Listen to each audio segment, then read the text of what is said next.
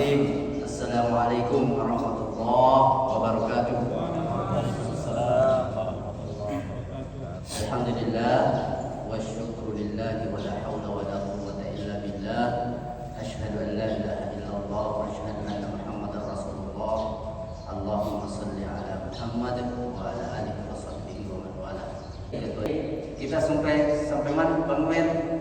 16. Sekarang 17. 17. Insyaallah ringan-ringan ini kayaknya ya. Kalau penyampaiannya tidak lebih baik dari Ustaz Muhammad Hasan, itu wajar. Tapi kalau lebih baik mainnya ngeri-ngeri pedas. Oke, baik, kita masuk ke cabang yang ke-17, Thalabul Ilmi atau mencari ilmu. Jadi cabang iman yang ke-17 adalah Thalabul Ilmi atau mencari ilmu. Wa huwa ma'rifatul bari ta'ala. Dan dia adalah ma'rifatullah atau ilmu untuk kemudian mengetahui tentang Allah Subhanahu wa taala, wa ma jaa'a min indillah, dan apa yang datang dari sisinya atau ketetapannya. Wa ilmun nubuwati, dan pengetahuan atau ilmu pemahaman wawasan tentang kenabian. Wa ma yamizu bihi Nabi sallallahu alaihi wasallam an ghairihi, dan kelebihannya atau keistimewaan daripada Nabi Muhammad sallallahu alaihi wasallam an ghairihi, dari selainnya. Artinya karena Nabi Muhammad ini adalah seorang utusan, seorang nabi, seorang rasul, tentu berbeda dengan manusia yang lain. Ada keistimewaannya, ada kelebihannya.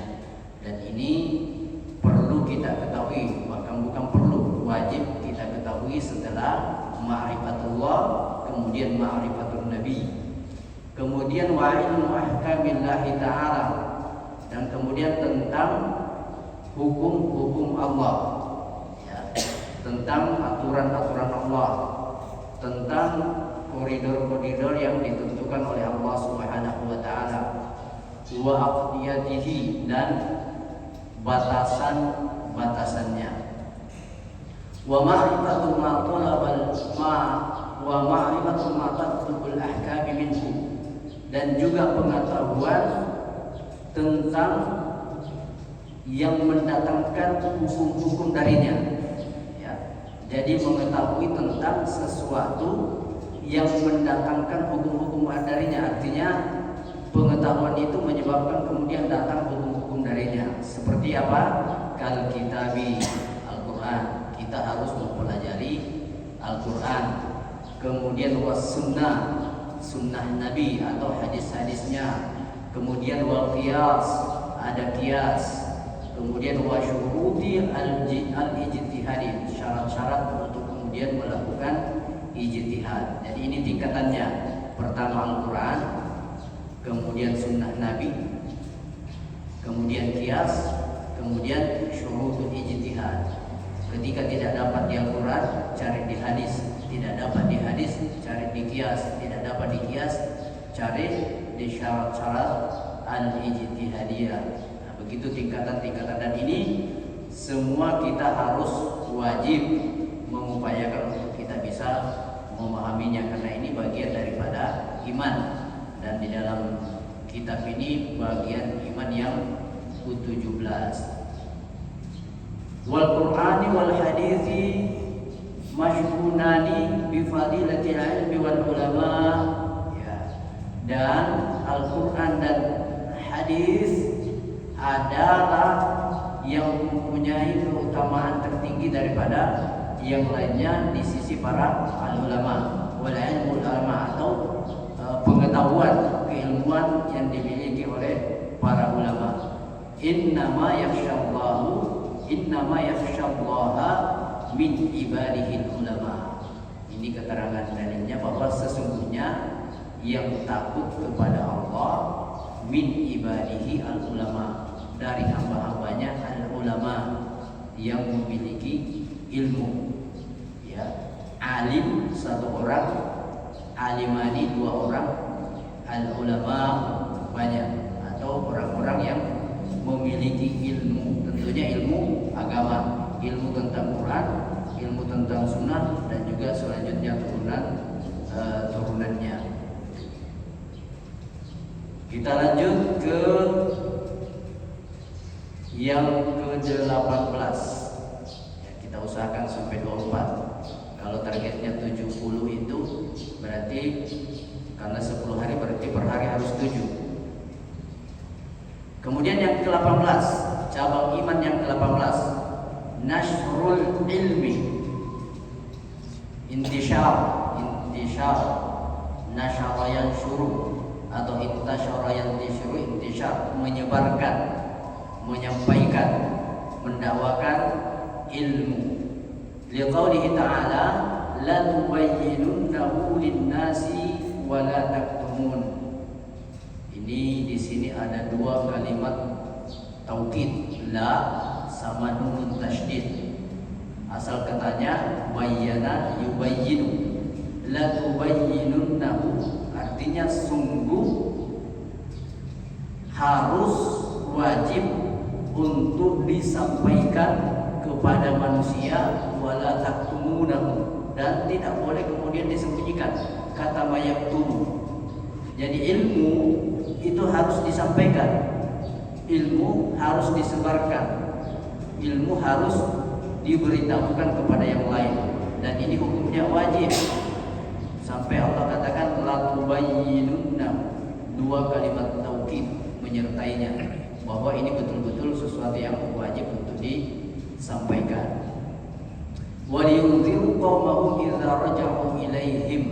Ini sebelumnya kalau nggak silap bunyinya falaula nafaru min kulli firqatin minhum liyatafaqahu fid din waliyunziru qaumahum idza raja'u ilaihim.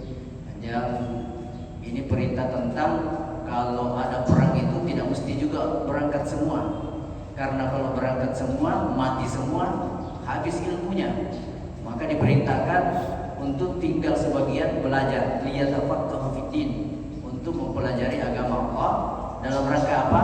Waliyunziru qaumahum, supaya nanti tetap ada yang menyampaikan, tetap ada yang memperingatkan qaumahum, kaum mereka, idza raja'u, ketika mereka kembali, ilaihim, kepada mereka. Jadi ketika orang-orang yang pergi, entah pergi apa, kembali, masih ada kemudian orang-orang yang mempelajari, dan mereka lah kemudian yang menyampaikan ilmu-ilmu yang dipelajarinya itu.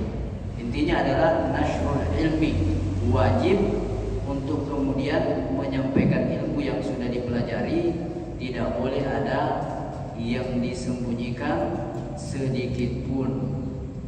Ini sebuah hadis dari Abu Hurairah di dalam Sunan Abi Daud, man su'ila an ilmin, siapa yang ditanya, su'ila isim majhul, sa'ala yas'alu, su'ila ditanya, sa'ala yas'alu bertanya. Man su'ila, siapa ditanya, an ilmin, tentang ilmu, ya. Fakatamahu, kemudian dia menyembunyikannya, al-jamahullahu, Allah akan mengikatnya, bilijamin minan nar, dengan ikatan dari api neraka, yaumal kiamat, pada hari kiamat. Jadi ancaman bagi orang-orang yang punya ilmu, punya pengetahuan, punya wawasan, kemudian dia ditanya dan dia tidak menyampaikan padahal dia tahu, ancamannya adalah kelak di akhirat, di yaumil akhir, akan diikat oleh Allah Subhanahu wa taala dengan ikatan dari api neraka, bilijamin minan nar, ikatan dari api. Ya. Kita memakai ikat pinggang biasa saja, kemudian karena lubang ikatannya itu terbatas, sementara perut sudah agak bertambah besar, ya terpaksa memakai lubang yang paling dalam, ya, karena kekecilan jadi sakit perut. Nah, itu baru ikat pinggang yang bagus. Bagaimana kalau ikat pinggangnya itu dari api? Ke-19, ta'zimul Qur'anil Majidi bita'allumihi wa ta'limihi. Ya. Keagungan Al-Qur'an Al-Majid bita'allumihi, mempelajarinya. Ya ta'allama, ya ta'allamu. Asalnya alima ya'lamu, majelis ta'lim. Ya. Bita'allumihi, dengan mempelajarinya, wa ta'limihi, dan mengajarkannya. Ya. Jadi cabang iman yang ke-19 adalah menyampaikan, mempelajari, mengajarkan terkait dengan keagungan Al-Quran. Artinya keagungan Al-Quran itu ditandai dengan mengajarkannya. Apa yang ada di dalam Al-Quran itu kita tahu isinya dan lain sebagainya, dan tentunya itu keagungan Allah Subhanahu wa Ta'ala. Maka kemudian bukti keagungannya itu adalah bita'allumihi wa ta'limihi, mempelajarinya dan kemudian mengajarkannya. Kemudian wa hifdzu hududihi wa ahkamihi, dan kemudian menghifzun, ya, menghafal, bisa juga menjaga. Ya, menghafal itu kan artinya menjaga. Hududihi wa ahkamihi, atau mengetahui. Hududihi, batasan-batasannya, haddun, batasan-batasannya, wa ahkamihi, hukum-hukumnya. Artinya mempelajari, menghafalkan, menjaga batasan-batasan hukumnya terkait dengan keagungan Al-Quran. Wa ilmu halalihi wa haramihi, dan mempelajari tentang apa yang dijelaskan di dalam Al-Quran terkait dengan halal haram. Ya, misalkan terkait dengan makanan atau minuman, mana yang haram, mana yang halal, itu harus dipelajari. Kemudian wa tabjili ahlihi wa hafazihi, atau wa hafazihi, dan kemudian menghormati, ya, menghormati orang-orang yang mempelajari Al-Quran, dan kemudian orang-orang yang menghafalkan Al-Quran. Jadi seperti Bang Torik ini kita harus hormati karena di dalam kepalanya ada Al-Quran. Pak Imam kita harus hormati karena di dalam kepalanya ada Al-Quran. Gus Baha, ya, maka kita harus menghormati ahlul Quran, orang-orang yang mempelajari Al-Quran, termasuk kemudian menghafalkannya. Wastish'ariha yahiju ilal baka'i min mawa'idillahi wa wa'idihi. Kemudian istish'ar, syiar apa? Istish'ar sya'ara yash'uru, merasakan. Asal katanya sya'ara yash'uru, merasakan. Kalau ada orang sakit biasa ditanya, madza tash'ur, apa yang kamu rasakan? Ash'uru bi'alamin syadid, aku merasakan sakit yang sangat dahsyat. Wastish'ar artinya mengundang rasa, ya, mengundang rasa ke dalam diri kita, ke dalam jiwa kita ketika kita membaca Al-Quran. Jadi tidak sekedar membacanya. Jadi ketika kita membaca Al-Quran atau ketika kita mendengarkan imam itu membaca Al-Quran, kita itu berusaha mengundang rasa sewal. Kalaupun tidak paham apa yang dibaca, artinya itu kita berupaya mengundang ada rasa yang dalam terhadap apa yang dibaca itu. Makanya kadang-kadang kan ada orang nggak paham artinya, nangis dia dengar. Mungkin dipengaruhi oleh bacaan imamnya dahsyat. Yang macam imam kita ini, 3 imam ini kan luar biasa semua bacanya, punya nada tersendiri, ya, punya nada tersendiri masing-masing. Nah itu kalau kita coba renungi meskipun tidak tahu artinya, itu mengundang rasa itu, wastish'ar itu, maka biasanya orang itu akan menangis ketika mendengarkan ayat-ayat tentang ancaman, dan kemudian akan sedikit tersenyum mendengarkan ayat-ayat tentang syurga. Nah, ini maksudnya ini adalah wasbis'aluha yahidu ilal bakai. Jadi ketika dibacakan Al-Quran, kita berupaya mengundang rasa itu, dan ketika dibacakan itu tentang ayat-ayat yang ancaman, maka kita berupaya untuk menangis. Nah, ini maksudnya seperti itu. Jadi ini yang ke-19. Lau anzalna hadzal Qur'ana 'ala jabalin la ra'aitahu khashi'an mutasaddian min khasyatillah. Nah, ini gambarannya bahwa bayangkan saja andaikan Al-Qur'an itu turun di gunung, maka pasti gunung itu akan hancur berkeping-keping. Betapa dahsyatnya Al-Quran itu. Maka keagungan Al-Quran itu betul-betul harus kemudian hadir di dalam jiwa-jiwa kita. Bagaimana cara hadirnya? Ya itu tadi, ya, menjaga, mempelajari tentang hukum-hukum dan batasan-batasannya, mempelajari tentang halal haram yang dijelaskan di dalamnya, kemudian menghormati orang yang mempelajarinya dan menghafalkannya, kemudian mengundang rasa ketika dibacakan atau kita membaca. Ketika ada ayat yang ancaman, kita menangis.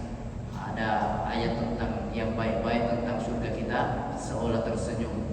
Innahu laqur'anun karim fi kitabim maknun. Kemudian yang selanjutnya yang ke-20.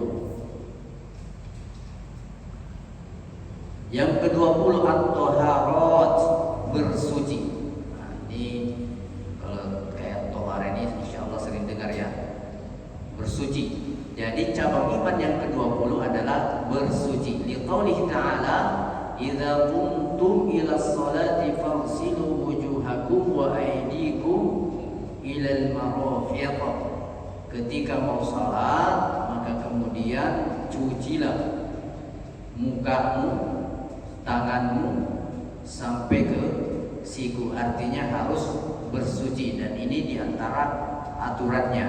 Ya, kalau kita biasa berwudu kan mulai dari, ya, kalau mau niat silahkan berniat, nawaitul wudu'a, sesekali cari orang NU kan tak apa-apa, ya, mau nyari-nyari bacanya tak apa-apa juga, ya, berniat, kemudian ya sesuai urutannya dan lain sebagainya.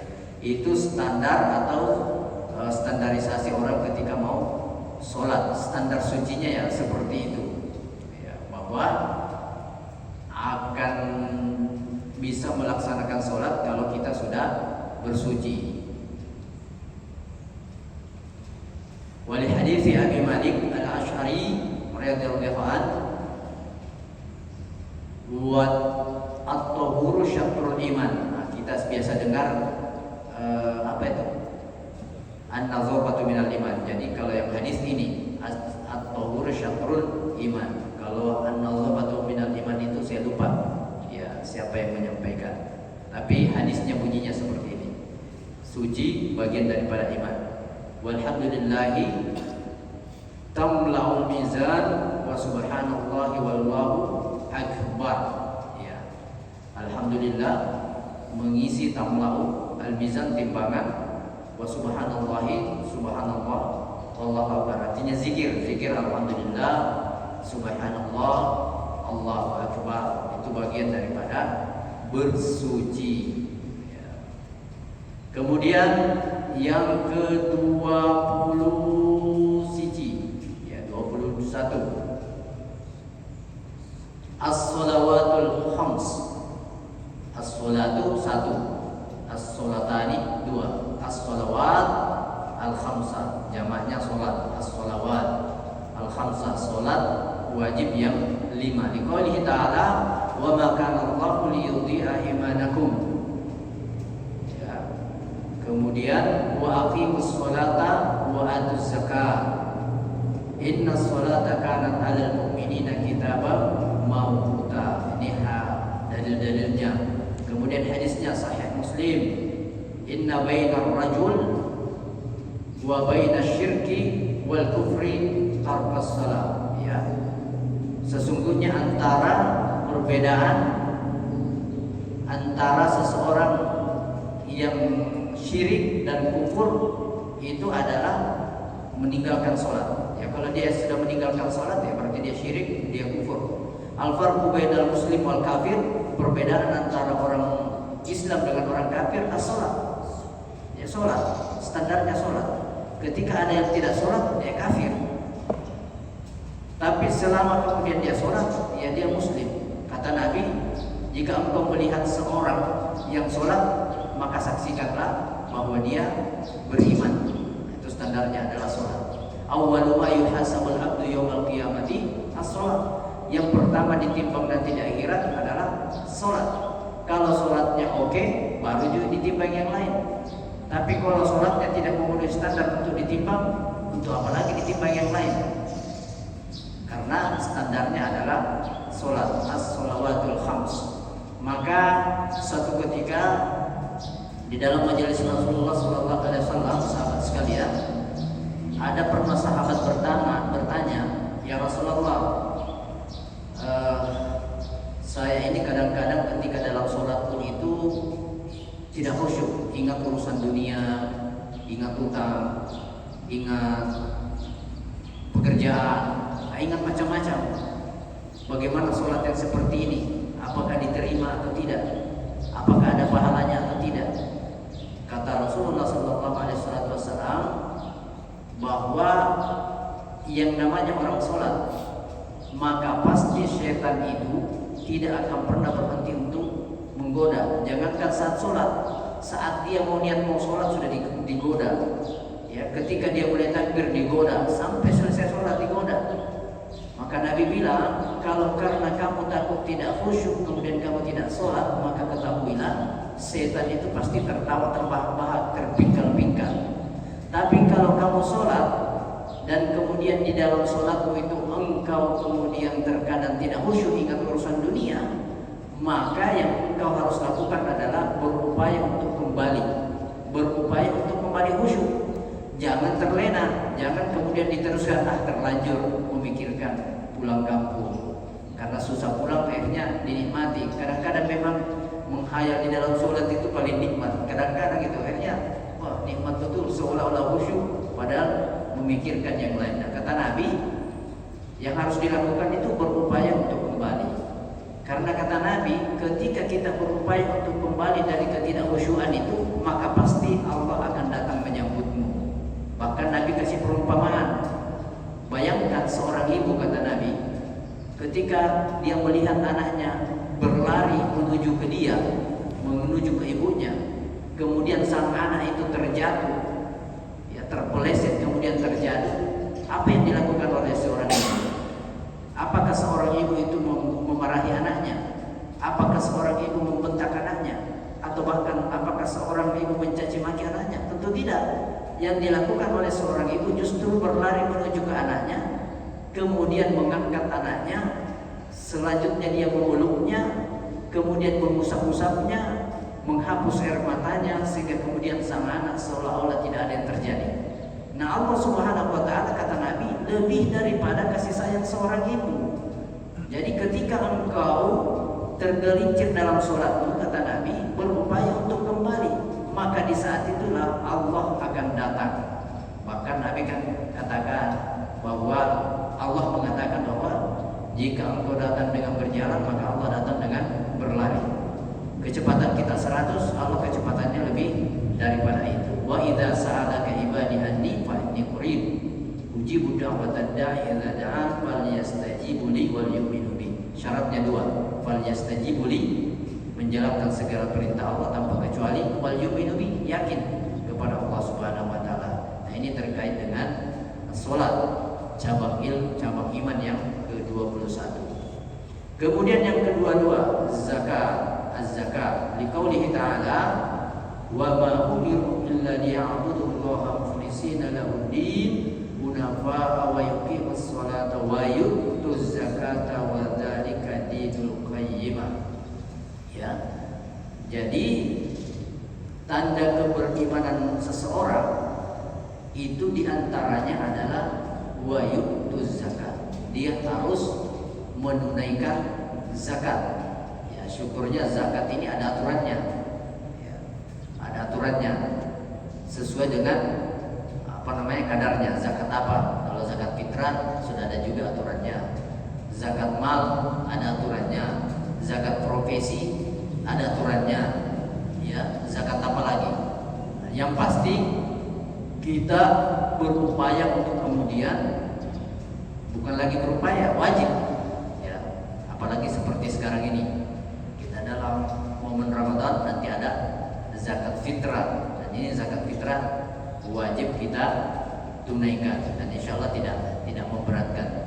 Saya lihat itu jumlahnya paling tinggi 45.000 atau 46.000, insya Allah. Bahkan Bang Darwis Budiato bisa bayarin 10 orang itu, insya Allah. Ya Bang Darwis ya, sebelum melamar. Zakat jangan sampai terlewat. Kadang-kadang ada yang menunggu, nanti tunggu sampai malam takbiran, karena di antara momen yang penting kan di malam takbiran. Tahu-tahu lewat setelah sholat id baru ingat, oh belum bayar zakat. Oke, baik. Selanjutnya yang kedua,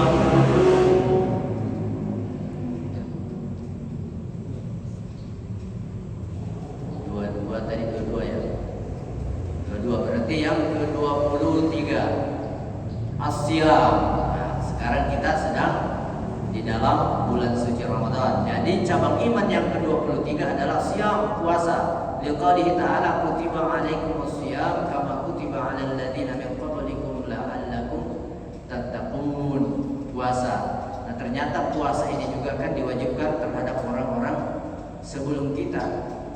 Bahkan puasa ini ya, kalau hanya sekedar diartikan menahan lapar, menahan minum, itu binatang pun, hewan pun melakukannya.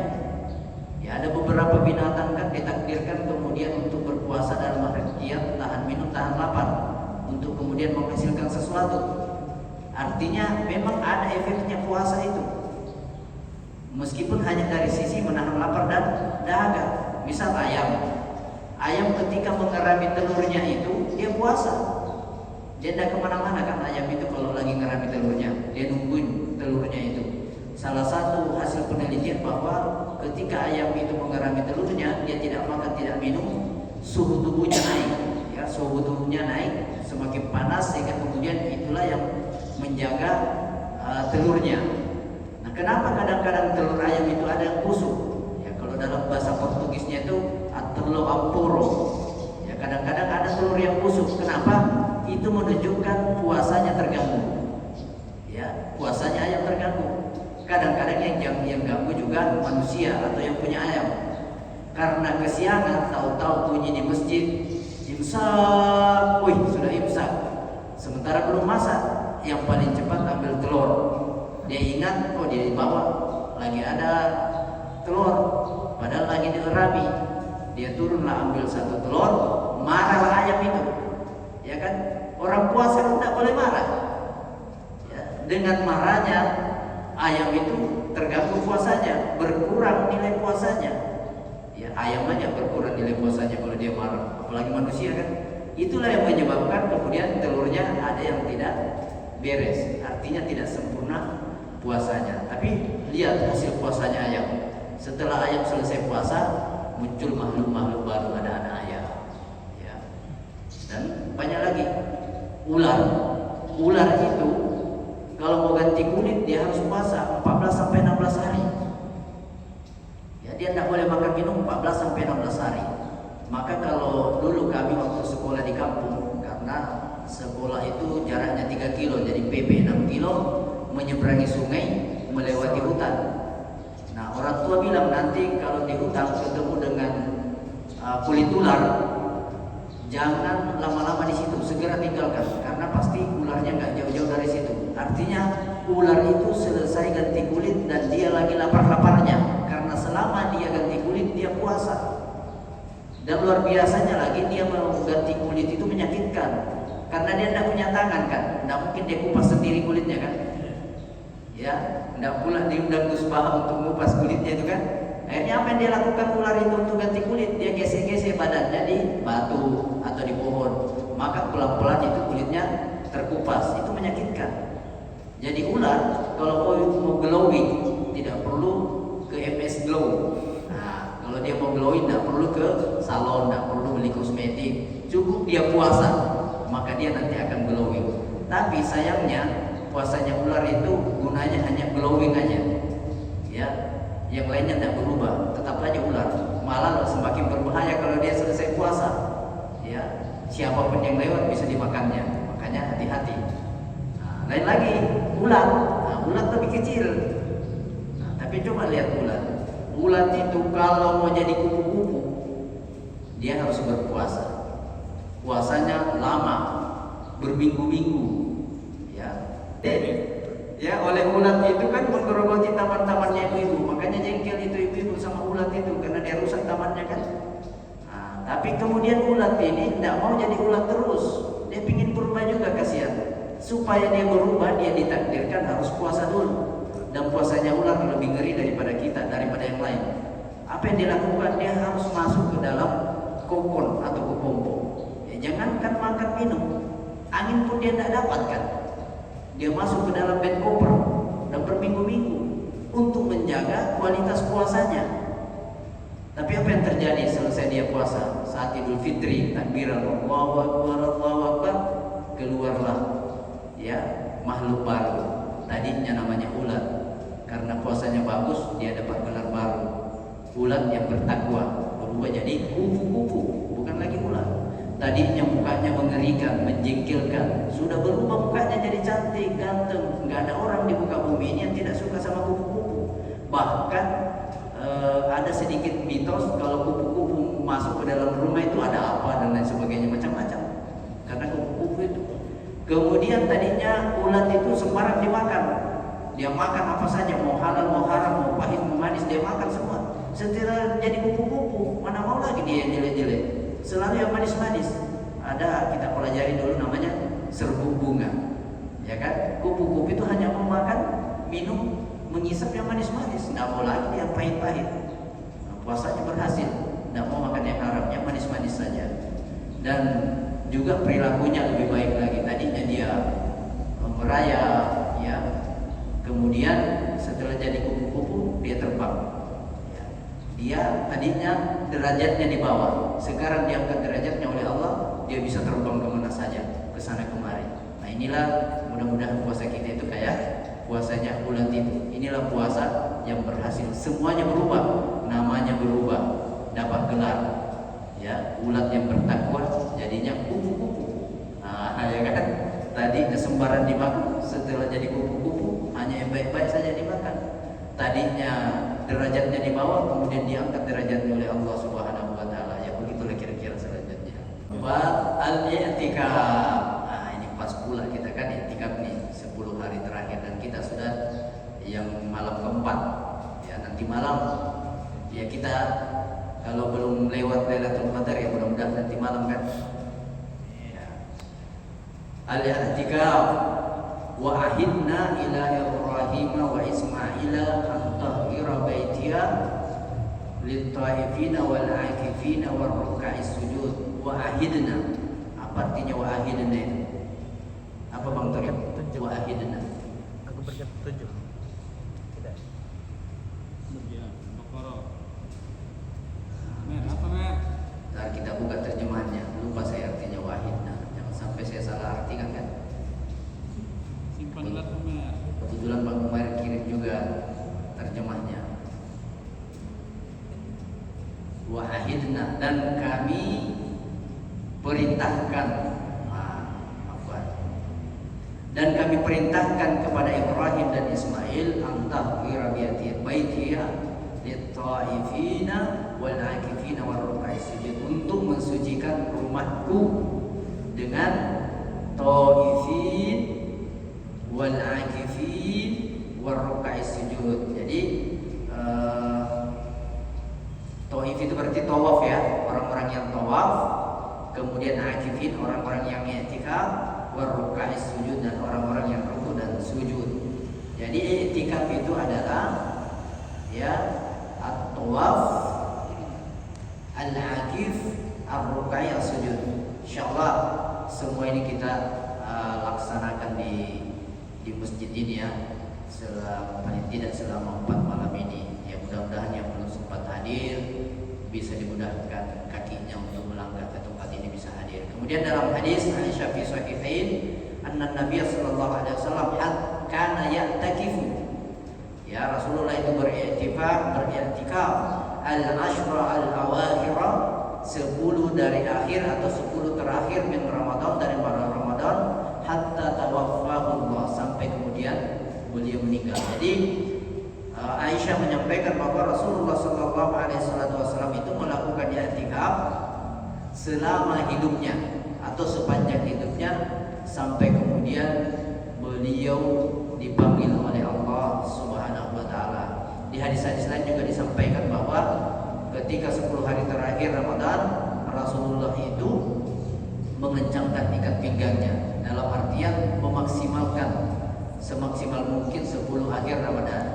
Ya, kalau mungkin beliau 24 jam, ya mungkin karena kita masih ada amanah sehingga kemudian tidak bisa maksimal 24 jam, ya paling tidak 12 jam lah. Kalau kata murabi, anggota murabi Ustaz Muhammad Hasan kemarin, i'tikaf itu atau Lailatul Qadar itu dimulai dari terbenamnya matahari sampai kemudian terbit fajar. Ya, sebagaimana Quran surah Al-Qadar, salamun hiya hatta matla'il fajar, sampai kepada terbitnya fajar.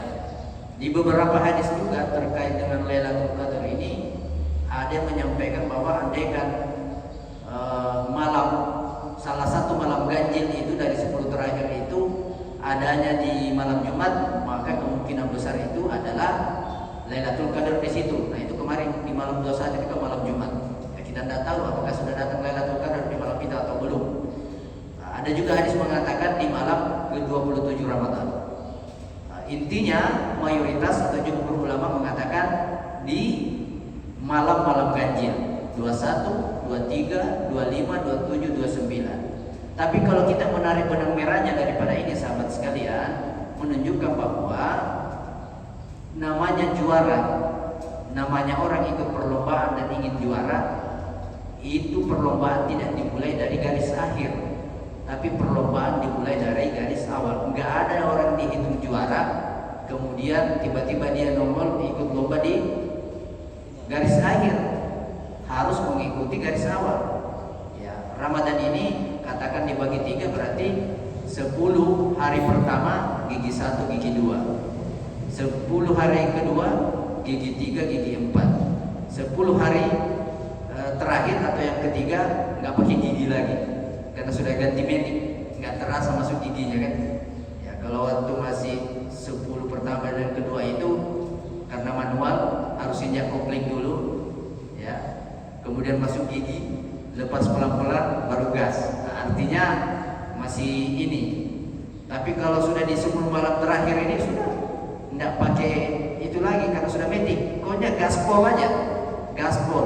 Meskipun kadang-kadang gas tidak full, tertulis 3 kilo, isinya tak sampai 3 kilo, yaitu selingan. Nah, ini terkait dengan i'tikaf. Nah, mudah-mudahan sahabat-sahabat sekalian. Nah, yang terakhir terkait Lailatul Qadar, itu kan dalil Qur'annya, sunnahnya, dalil sainsnya. Ya, peneliti NASA, ya, menurut penelitian NASA bahwa ada satu malam di setiap tahunnya, ya, ada satu malam di setiap tahunnya meteor itu tidak jatuh. Dan meteor ini sahabat sekalian itu jatuh tiap malam, dan itu tidak sedikit, banyak jatuh tiap malam. Nah, menurut penelitian mereka ada satu malam tiap tahun itu meteor tidak jatuh, dan itu berubah-ubah waktunya. Ya, artinya tidak ada tanggal tetap, tidak ada umpamanya setiap tanggal 1 April, tidak. Ya, karena kan ada perubahan-perubahan terus, karena mungkin dia mengacu ke kalender Masehi kan. Sementara Lailatul Qadar itu kan kalendernya kalender Hijriah. Nah, dan memang pasti berubah-berubah. Yang jelas menurut penelitian mereka itu ada satu malam di tiap tahunnya pasti tidak jatuh meteor, dan malam itu dia katakan tenang, tidak panas, tidak dingin. Ya, Kemudian kemarin ibu-ibu bertanya, saya kok rasanya dingin terus Ustaz, saya bilang berarti ibu pakai AC di rumah. Nah, jadi kalau mau tahu sudah Lailatul Qadar apa enggak, jangan pakai AC Bu. Jadi kalau tidak pakai AC kemudian merasa tidak panas, tidak dingin, nah itu mungkin yang dinamakan Lailatul Qadar. Karena bunyinya salamun hiya hatta matla'il fajr. Ketika esoknya terbit fajar, cahayanya itu katakanlah kalau Philips 1000 watt, tapi tidak panas. Ya 1000 watt tapi tidak panas, maka bisa melihat ke langit. Sementara kalau cahaya Philips sekian terangnya itu kan tidak bisa kita tatap, termasuk matahari kan. Nah, di antara tanda-tanda Lailatul Qadar kan seperti itu. Nah, baik sahabat sekalian, bapak-bapak sekalian yang saya hormati. Nah, inilah yang bisa kita ambil pada pagi hari ini. Pasti banyak kekurangannya karena ini super sub, ya pemain cadangan. Tapi ya alhamdulillah sempat tadi dipelajari. Setelah dikasih tahu Pak Umair, setelah sahur tadi kita buka-buka pelajari supaya bisa menyampaikan dengan benar, tapi masih banyak kekurangan, kehilapan. Sama-sama kita saling memaafkan. Astagfirullah wa natubu ilaihi. Alhamdulillah alhamdulillah rabbik wa la takunanna minal mumtarin. Assalamualaikum warahmatullahi wabarakatuh.